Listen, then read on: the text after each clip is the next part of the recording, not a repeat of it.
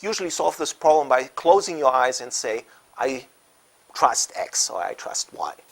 I don't believe that this is the right solution, because there have been attacks or situations in the past where suddenly your data was misused in the sense it was handed over to someone else which you never agreed to, or that might even have compromised the trustworthiness by attackers being able to break into this black box that I showed around a database server.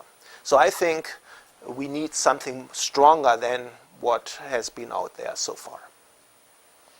Any questions?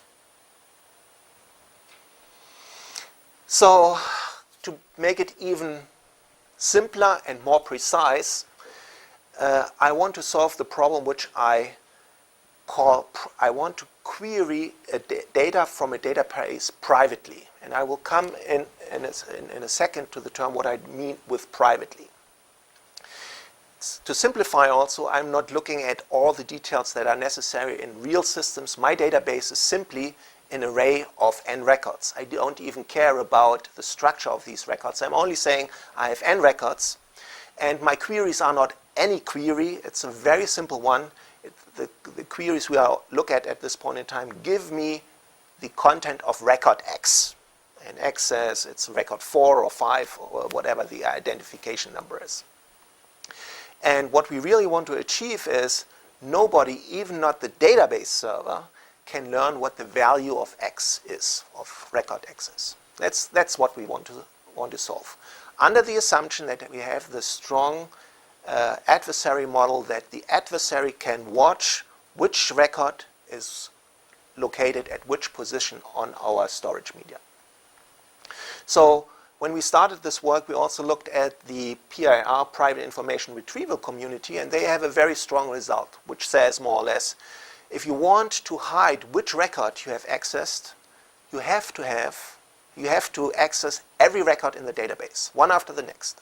If you don't access every record, you really cannot solve this problem. So this is a negative result in the sense, access all records. On the other hand, being a practical person, this is not a very scalable solution, especially when you have billions or millions of records. So that told us already, by simply using what's there in the in databases today is not sufficient. So we turned around and we immediately started to work with a little device called a secure coprocessor. It is this little, I hope everyone can see, it's this little hardware device that you can plug into any PC. It has certain hardware properties, including the property that from the outside you are unable to watch any computation that's going on inside this regular processor. It even has the property that if you break this metal box that is around this processor, it will self-destroy itself. And you can even, and I will not go into, there are methods around that help you to identify if the program that is supposed to run on that processor actually runs by doing checksums and all of that. So I'm not worried about that part. What I'm worried about is now, what kind of algorithm, what kind of computation does the secure coprocessor have to perform in order to solve that problem? And now we will see that I will present several solutions to the problem depending on the assumptions or depending how I slightly vary this basic problem.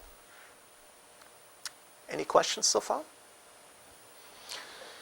So one of the things that I want to dwell on at this point in time is a little bit more, what do I mean with privately? Because when we talk about privacy, everybody here has probably a different understanding, and I want to make it as precise as possible. Before I do that, I also want to at least hint a little bit on something else which I always assume for all the results or all the algorithms that I show. I'm always assuming that the data in my database will be encrypted. So, and reshuffled.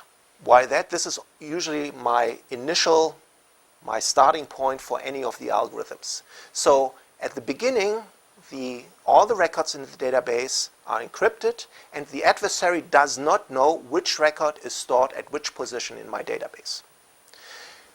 Some of the algorithms will also require that after a certain number of times I have accessed the database, I have to re-encrypt and reshuffle the records in the database. I cannot go on with the same encrypted database forever, because by allowing the adversary to also access the database, the adversary can learn about something, about the record content, and which record is positioned at which on my storage media.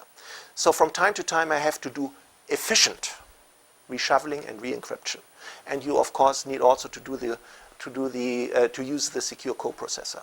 So do it in a very naive way. You could somehow scan your database n times and pick always one record, and then you encrypt it and write it into a new version of that database. Obviously, this has an n squared complexity, and again, I think it's not a very scalable solution. So one thing is, slight changes, you try to arrange this computation a little bit differently, assuming that the secure coprocessor has enough memory, and usually you can make sure. You organize this computation a little bit differently. You slice up every record instead of horizontally, vertically, and if the width is too big, you even slice up every record. So you get a picture like this one, and so you try to reshuffle and re-encrypt a piece of every record for a set of records. The number of records you look at is always the square root of n being the total number of records, and a slice that is 1 over the square root of n. And if you do this, and you get to a re-encryption and reshuffling algorithm that instead of taking n squared time, you only need n times square root of n time steps. Yeah. So this is a slight improvement, but we will see that we will use this for different algorithms. And at the end, I will also present an algorithm that tries to go about without reshuffling the database. You will do the reshuffling on the fly. But since we felt that re-encryption and reshuffling is important, my student also worried about it.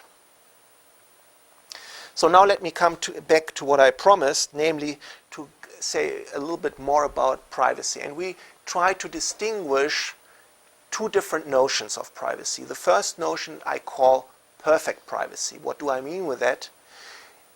Whenever the adversary or a regular user accesses the database, the adversary can learn something. For example, if the adversary accesses the database with a query, he will learn the record he asks for will be positioned at a certain point. So he learns something. But this knowledge should not help him if a regular user asks either for the same or for the different record to understand whether or what the probability is that one or the other record is the requested result. So the adversary should not be able, based on his or her own knowledge, to distinguish between one record being more possible to be the answer than others. So we really want to make sure every record has the same likelihood, the same probability to be the requested record, and that's what I mean with perfect privacy. Okay, and surprisingly, the algorithm to do that is very simple, and you see it already. For the first query that arrives at the secure coprocessor, you do what you would expect to do, namely, you simply access the record and return it to the requester, and you don't know whether or not the requester is a regular user or the adversary. If the second query comes in, you access the previous record plus a new record. So why that? If you would not access the previous record, the adversary could exclude that record from being probable of being in the answer set. So for the kth query, you have to access all the previously accessed records plus a new record. From an adversary's point of view, he or she cannot distinguish now whether or not record you